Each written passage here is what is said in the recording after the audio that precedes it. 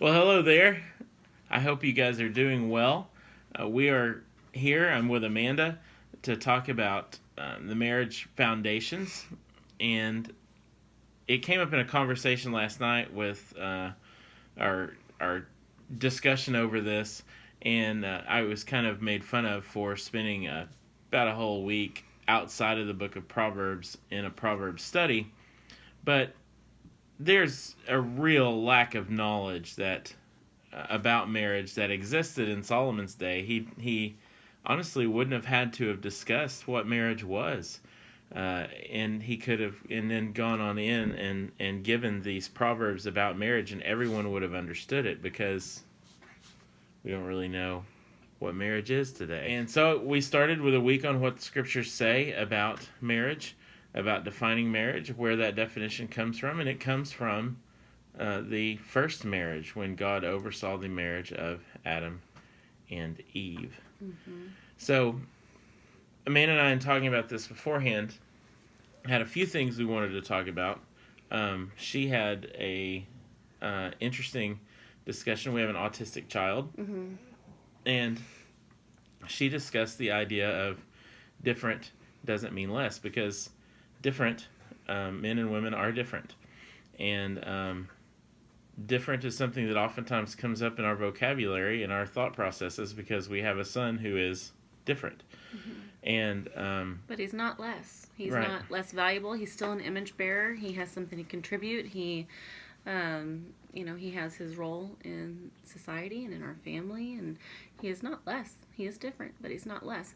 And I, as a woman submitting to my husband in our relationship, not less. I just have a different role. I'm still an image bearer. I am on equal standing before God. It's different, exactly. but not less. I thought it was interesting that she brought that up because I had not pieced those two things together and thought about them the way that she had, and I did think that was an intriguing. Well, our society attacks less as being. If you're different, you have less value, and because they don't ascribe your value to being an image bearer, and every life having its own intrinsic value because of that. Elderly people, sometimes in the eyes of society, have less value. This was talked about with COVID, other countries having to choose young life versus elderly by who gets the care. Well, everybody has intrinsic value. Just because somebody's elderly doesn't make them less valuable before God. Same thing with people with disabilities, trying to extinguish Down syndrome. Yes, that happened in Norway and Sweden. There's a movement to eradicate these people through abortion, these different methods of figuring out whether or not they're going to have Down syndrome before they're born, and it's different doesn't mean less, and by attempting to eradicate what they believe to be less out of society, to be honest, I don't see a huge difference between that and what went on with Nazi Germany in eradication of race out of existence, or trying to do that. So it's not surprising, though, or should not be surprising, that a person thinking in a Christian manner would have a different value system.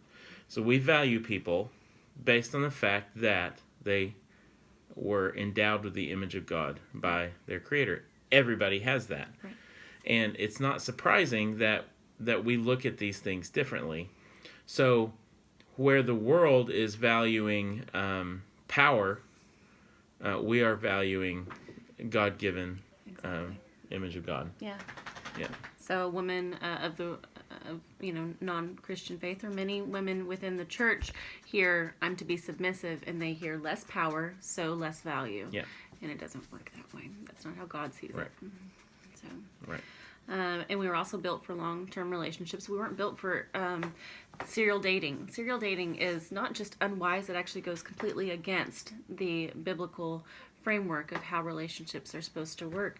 And when you serial date, when you're not ready to get married, or you're not vetting these people that you're wanting to be with, all of a sudden you're going through all these mini divorces, and your soul is not meant to go through that kind of heartache. So we're not talking about eating a lot of different kinds of cereal?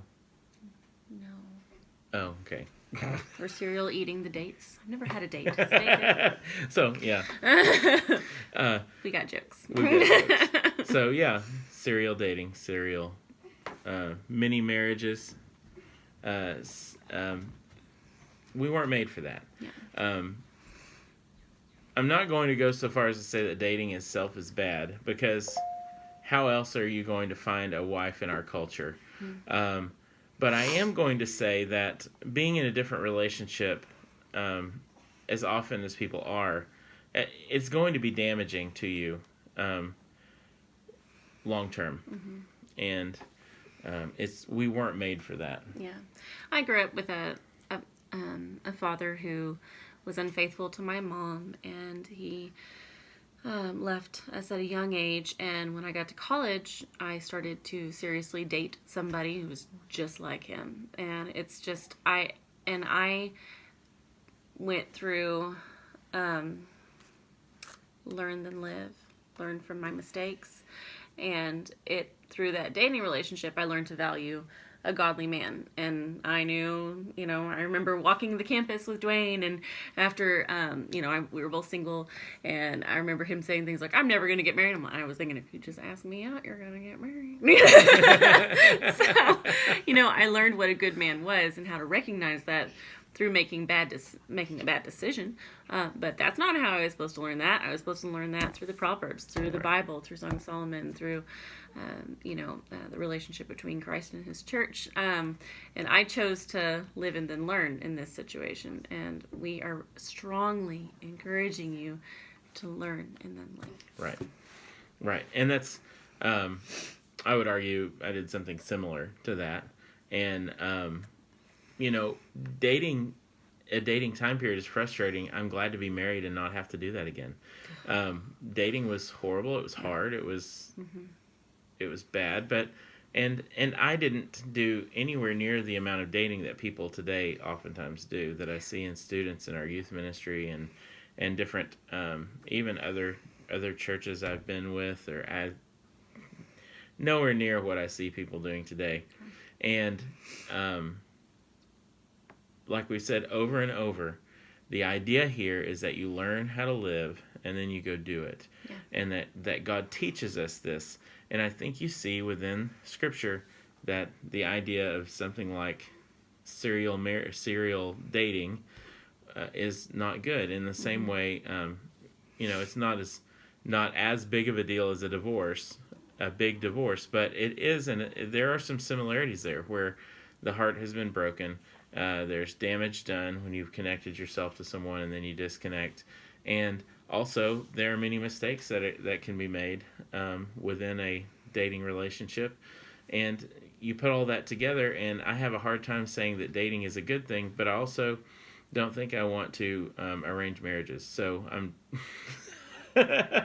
So there's the honest truth where I'm at. Yeah. Well, the next thing we talked about was headship and submission. We've kind of touched on that already, but I wanted to talk about the fall, specifically toward women, but it also obviously touches on the man's role too. Women, your push against submission actually dates back to the fall. When Eve ate from the tree that she was told not to, her husband was there. And what happened in that moment was she took the lead and made a decision for them, and he slinked back and let her make that decision, and thus sin entered the world. They both sinned, and the New Testament attributes it to Adam's sin of not leading his wife. People say she ate the fruit. Well, he also didn't lead her. Yeah, well, Adam was the one representing all of mankind in that point. When Adam sinned, all of mankind fell, and that's what you get from Paul. But Adam should have been protecting the garden. He should have been protecting his wife and should have been leading in that moment, like Amanda said. Right. And he didn't, and allowed her to. If you read the text, it looks like he was right there. Yes. You know, like it's not as if she did something and then brought this to him. Yeah. It looks like he was right there, and it looks like he was, ignoring the problem at hand. So I want to read Genesis 3:16. This is the woman's part of the curse. To woman he said, I will surely multiply your pains in childbearing. Ouch, just so you know. In pain you should bring forth children, but this is the important part. Your desire shall be for your husband, and he shall rule over you. Now it's interesting to note that that's the same terminology used in Genesis 4:7 when Cain is about to sin against his brother. I turned the page unnecessarily. It says, if you do well with, will you not be accepted? And if you do not do well, sin is crouching at the door, and its desire is for you, but you must rule over it. And what I want to drive home with that is that our desire is to usurp our husband's role. But the created order is that he will rule over us. And men tend to fall into two categories of sin in this area, where they're too too aggressive, or they're too passive. They don't do their role, and it causes turmoil, and the woman takes control, and then there's tremendous friction in the marriage. Or they're aggressive and abusive. So this all comes back to the fall and this pull against submission. And submission is a beautiful thing when done the right way. Right. And that really gets to the heart of the matter with guys as well, that guys tend to either be passive and not lead their families, which causes misery for families. And over you see in studies and statistics done that when guys are uninvolved with their families, uninvolved in the lives of their children do worse in school. They do worse in all sorts of areas. Yeah.